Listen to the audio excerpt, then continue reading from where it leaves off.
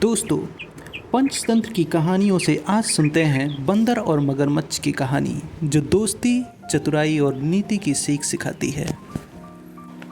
बहुत समय पहले की बात है। एक घने जंगल में एक बड़ा सा पेड़ था, जो एक शांत नदी के किनारे पर खड़ा था। उस पेड़ पर एक चालाक और समझदार बंदर रहता था।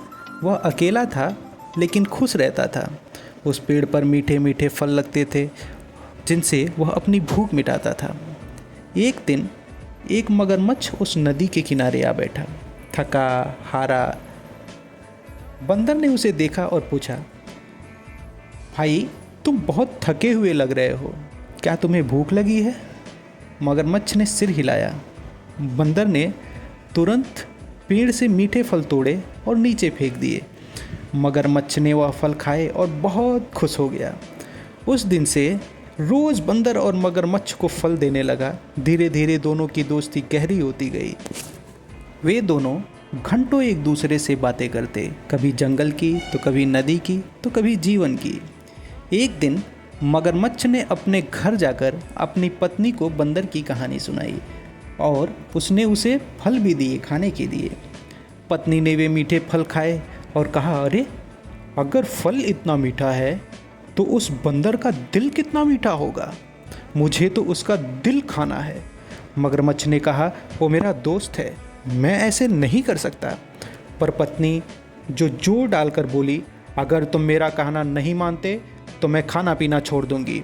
मगरमच्छ मजबूर हो गया।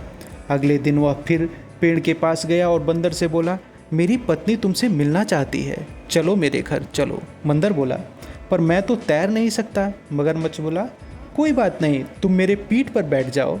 और बंदर मान गया। वह मगरमच्छ की पीठ पर बैठा और दोनों नदी में तैरने लगे। जैसे ही वे नदी के बीच पहुंचा, मगरमच्छ बोला, मुझे माफ़ करना दोस्त, मेरी पत्नी तुम्हारा दिल खाना चाहती है, इसलिए मैं तुम्हें ले जा रहा हूँ। बंदर चौंक गया, अरे, लेकिन घबराया नहीं।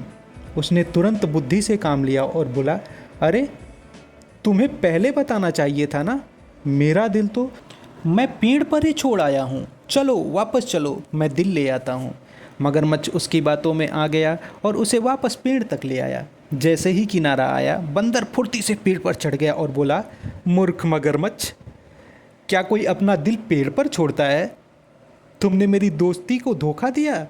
अब मैं तुम पर कभी भरोसा नहीं करूँगा। मगरमच्छ शर्मिंदा होकर चुपचाप वापस पानी में चला गया। दोस्तों, इस कहानी से हमें क्या सीख मिलती है कि सच्ची बुद्धिमत्ता संकट में काम आती है और जो दिल में छल रखते हैं उन पर कभी भरोसा नहीं करना चाहिए।